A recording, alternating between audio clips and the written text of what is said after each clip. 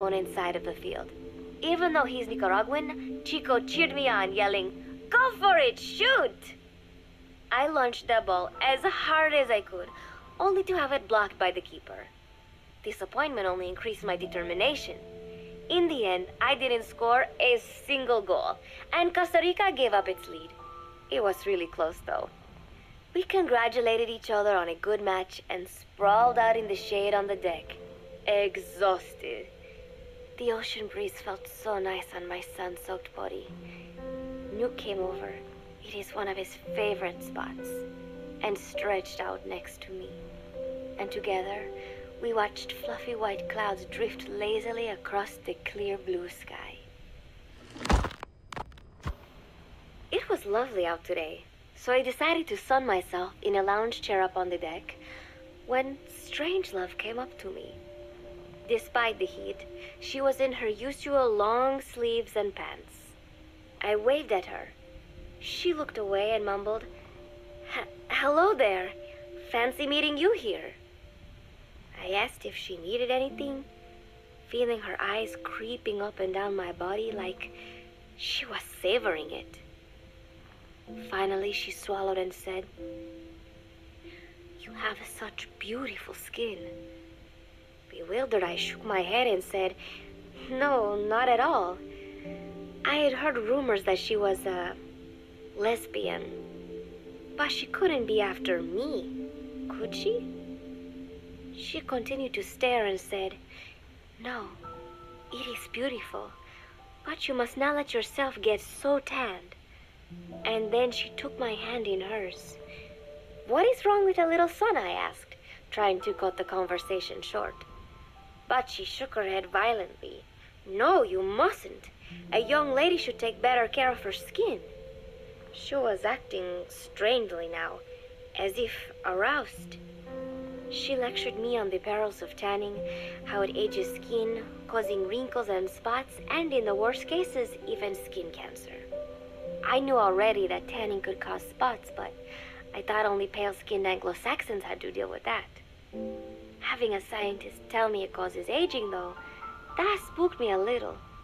If I am to keep playing the teenager, I will have to start paying more attention to my skin. Sensing my anxiety, she took a small tube from her pocket. She said it was the sunscreen she always used. She told me to keep it. I didn't know what to say. I was more than happy to take it, but exactly what were her intentions?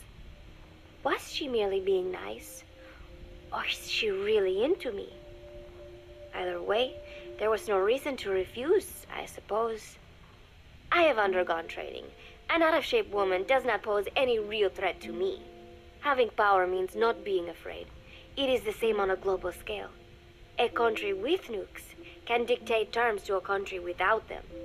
I thanked her and took the tube. Then she offered to put some on for me. She squirted some lotion onto her fingers and began rolling it into my chest. It happened so suddenly, and I was so taken aback that I did not even think to protest. She caressed my stomach with her long white fingers, then slid them upwards between my bikini-clad breasts. "What? Wait," I sputtered as her moist eyes met mine. She was beautiful. Somehow, I found myself captivated by this woman more than 10 years my elder. "Hold still," she whispered in my ear. I nodded silently, unable to refuse. My body went limp, motionless, as if in a trance. Gently, carefully, she rubbed the lotion all over my entire body. I shouldn't have enjoyed it, and yet I could not help myself. For a moment, I was spellbound. That woman is dangerous. I had better watch myself. Protecting one's health is an important part of any agent's job. But despite my best efforts, I have caught a cold. Now that I think about it, Mother Base's numbers are on the rise, with soldiers coming from all different places and backgrounds. It is no wonder, then, that sooner or later someone would bring in a virus. That said, what I have got is just a common cold. The medical team said I'd need a few days rest, so I've been restricted to my room and put on bed rest. I thought I'd gotten used to not having anyone around to relate to, but at times like these, being alone is just miserable. All I could do is lay there and stroke Nook's back, trying to take my mind off how bad I felt. Nook just sat there, not making a sound. But I did have visitors. Amanda and Chico, Huey, Cecile, Miller, and a few of the soldiers I've become relatively close to. Amanda made me a soup with herbs she said were good for a cold. Miller told me to take it easy. I will sing you a lullaby, he said, then broke out a guitar and sang some incomprehensible song in Japanese. I did not need to understand the lyrics to know he is an awful singer. Then he said, "You know what is good for a cold? Suppositories. Here, I'll show you." He began to take off his pants, so I threw my tissue box at him to make him go away. Then Strangelove showed up, saying she had some miracle Indian cure. "It has got eucalyptus extract," she said. "It works best if you rub it into your chest." And then she tried to take off my nightshirt. I whacked her with my pillow, and I got rid of her. Chico brought me a little flower in a cup. It had been growing in a little bit of earth that probably found its way on board, stuck to something else. "I found this on the deck. Here, you can have it." He tried to act nonchalant, but I am pretty sure he's got a crush on me. None of them understand. If they thought these little visits would cheer me up, they were wrong. Tonight, Snake himself came to my room. Like the rest, he believes I am just a schoolgirl and treats me as such. "Why did you abandon your country?" I asked him. "Why create the MSF?" Of course, I knew the answers already, but I wanted to hear it from him. As I had imagined, he was not exactly forthcoming. All he would say is that his country abandoned him because all he could do was fight, and that is why he needed the MSF, because that is all he is any good for. Then he said, "Fighting is the only thing I understand, but that does not mean I have got a grudge against those who believe in peace. I am not one of them, and I do not believe in peace. Conflict is in man's nature. We fight our enemies in order to survive." Maybe we are not so different after all, he and I. But that is exactly why I'm going to have to kill him, or else he will have to kill me. When I stop and think about this wretched existence, being killed by a man like that suddenly does not seem like such a bad thing. Every month, Mother Base throws a party for all the soldiers whose birthdays fall in that month. There is something strange about a military organization having parties. Really though, it is just an excuse to drink and make noise. It is not easy to get alcohol on a fortress in the middle of the ocean. Most days they are training from dawn till dusk. They do not have time for things like drinking. That is why Snake and Miller came up with the idea, to give everyone a chance to let loose. Obviously, a bunch of boors like that are not going to bother with blowing out candles on a cake.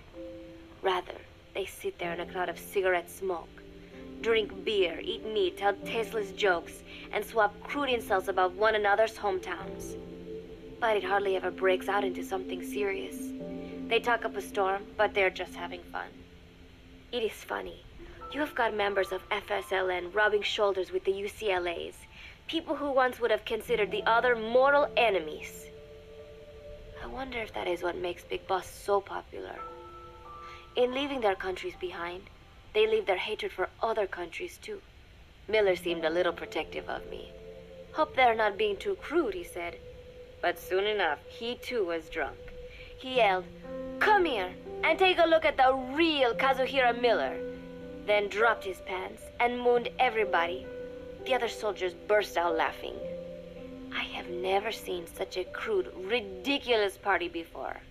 And yet, all these people laughing and acting the fool. Is this what they call peace?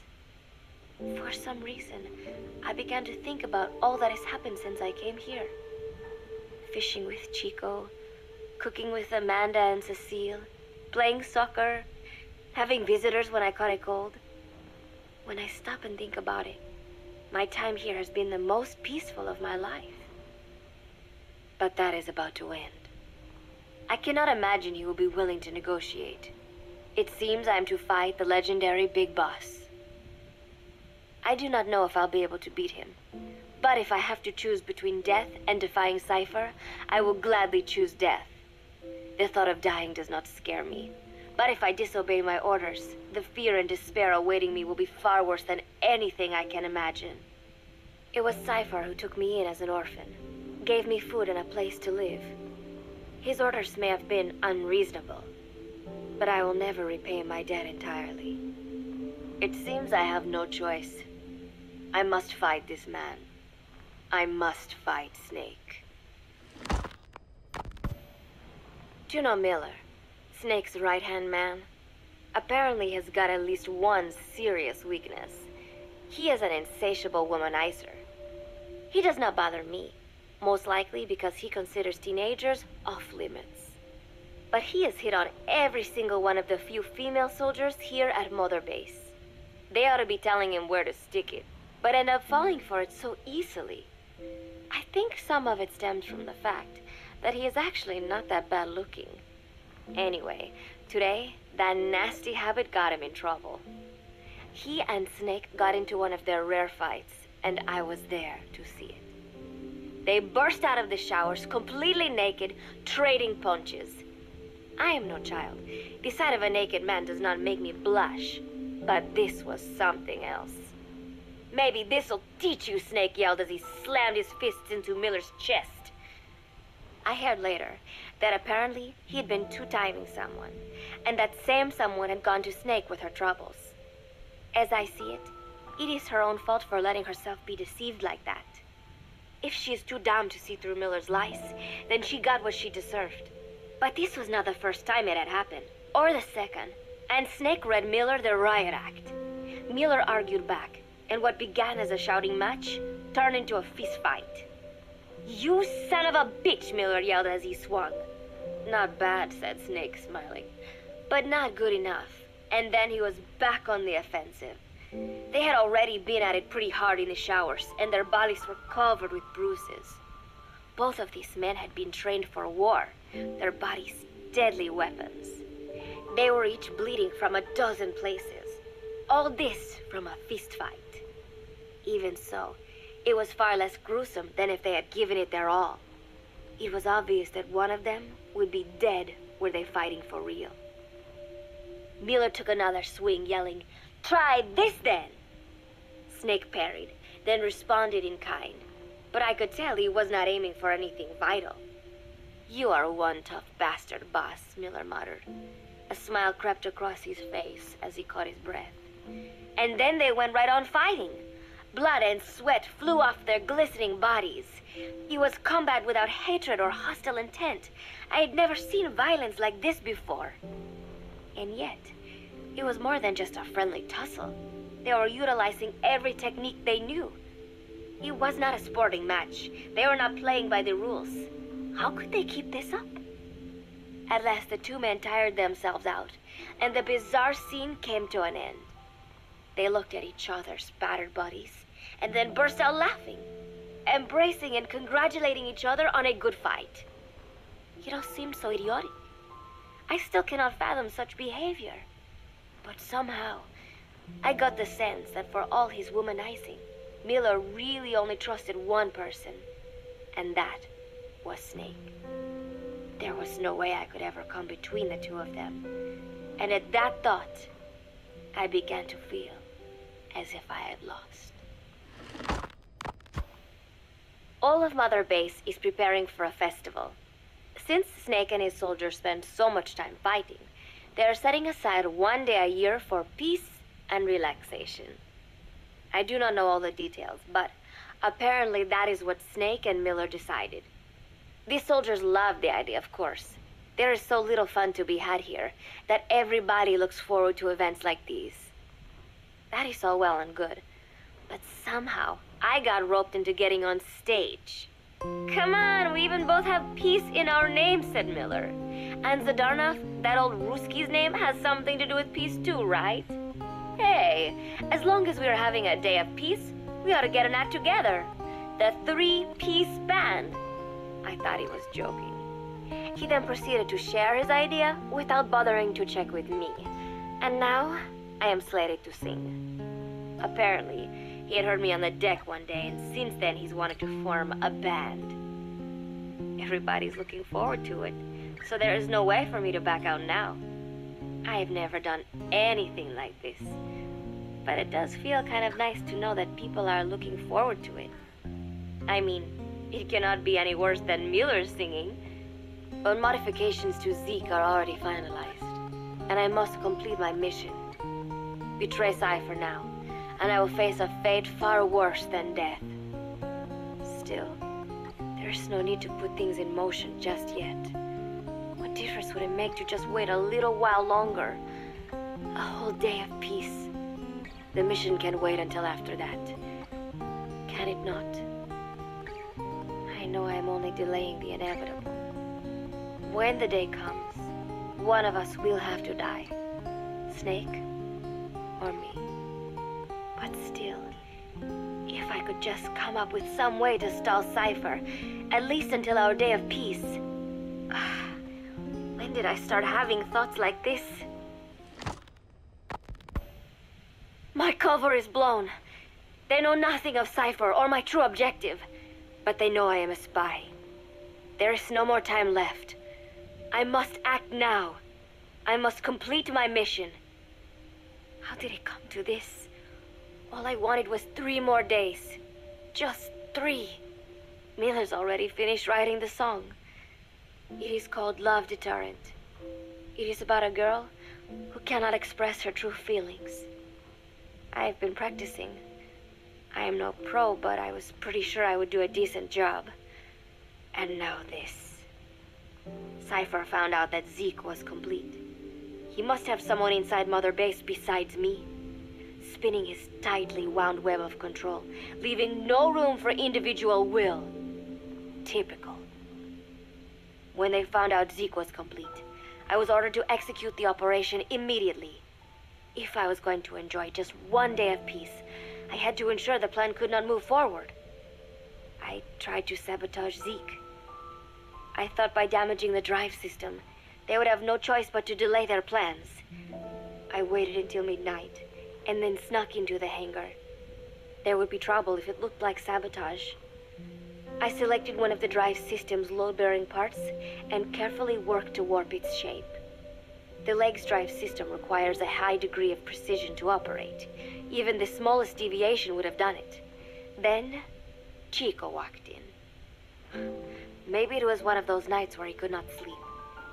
In any case, he saw me, panicked, and took off running. It would have been easy to kill him, but I could not. I know he likes me.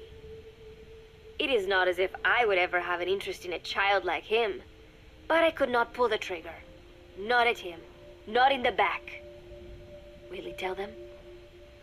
Or is there a chance he will keep it a secret? Protect me? No. He knows now. Knows I am not who he thought I was. He ran without even questioning what I was doing. There is no chance he does not know. And soon, all I have built here will end.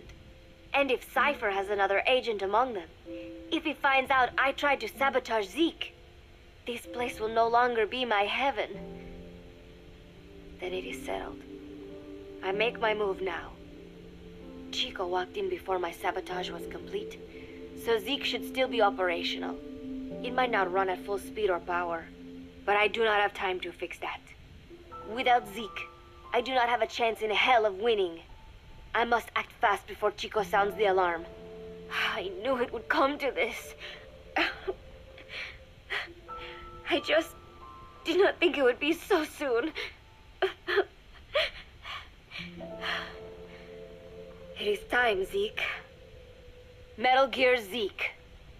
Activate.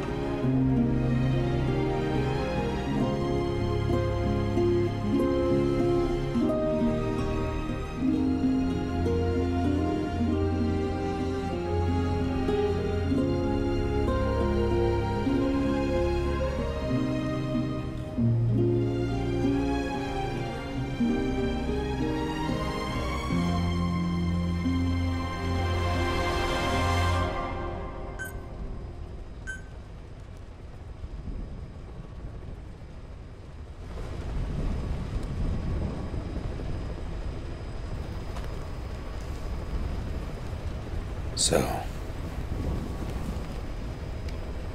I miss those in Peace Walker. Hearing them here, I listened to them earlier today, but it was my first time hearing them. And the insight it gave to the character is invaluable to me.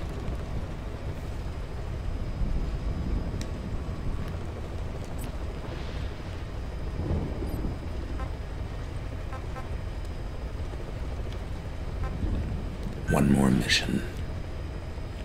Wait. So, I was supposed to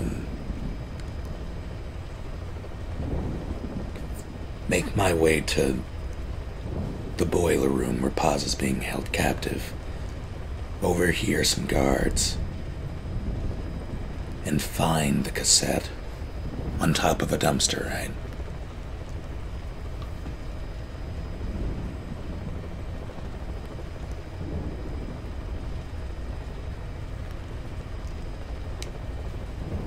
Here we go.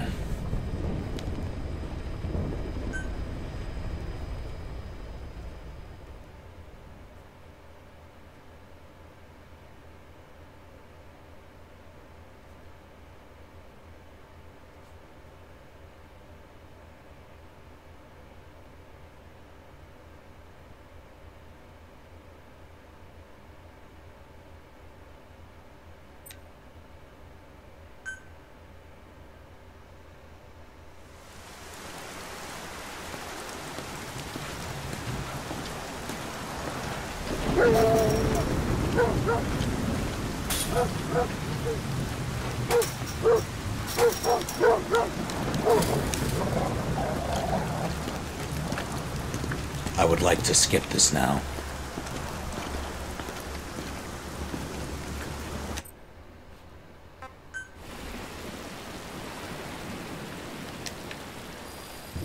Mission info has been updated. This is an infiltration mission. You've got to stay out of sight. Before you go any further, use your binoculars to recon the area. Because I'm not planning on completing this, extreme prejudice mode Press activate. the call button to get more intel.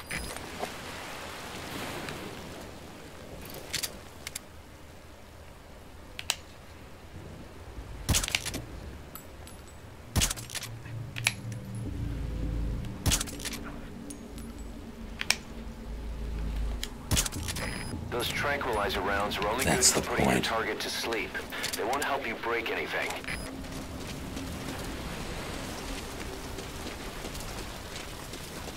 Wait a minute. No.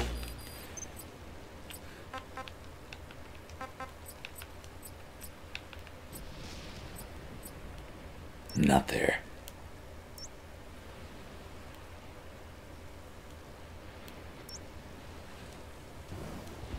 Somewhere in here.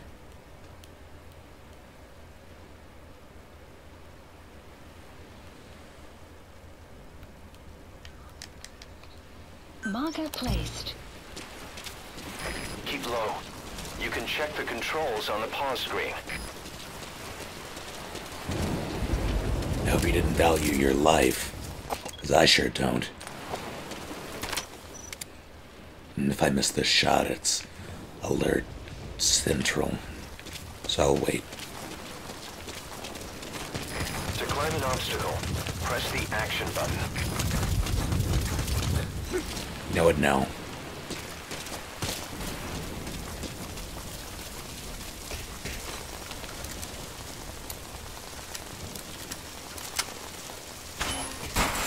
Now head east to the old prison area. You can bring up the target's location on your iDroid. Take a good look at the enemy through your binoculars, and you can mark him. Marked enemies can be sensed when nearby, even if there's... Deal with it, nerd. You should move the bodies of enemies somewhere out of sight. Contact me if you need advice.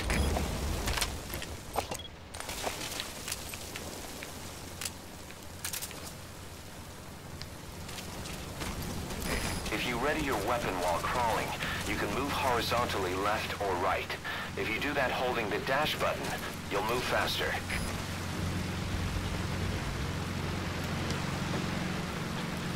Well, if you stop, I'm taking your vehicle. You're very lucky.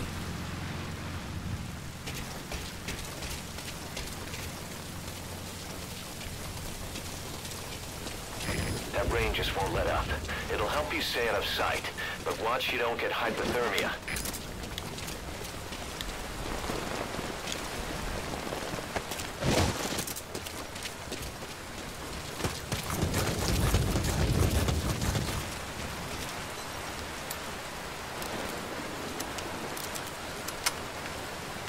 Let's see.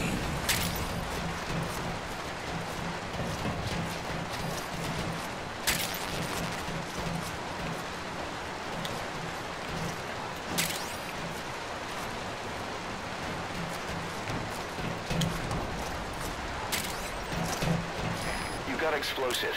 They'll pack enough power to destroy their anti-air defenses or vehicles.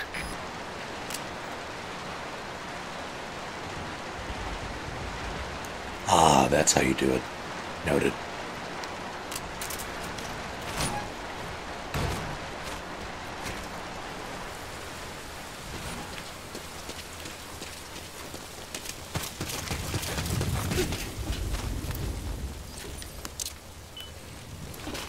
You don't need that AA gun anyway.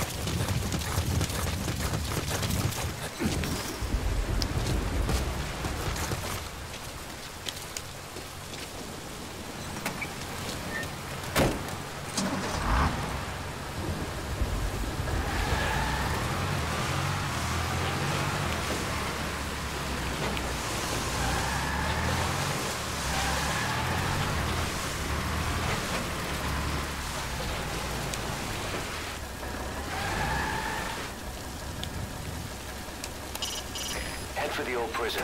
You'll find the targets there.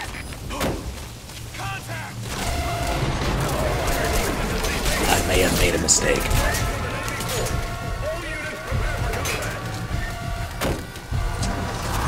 flow of my C4. That's all I wanted.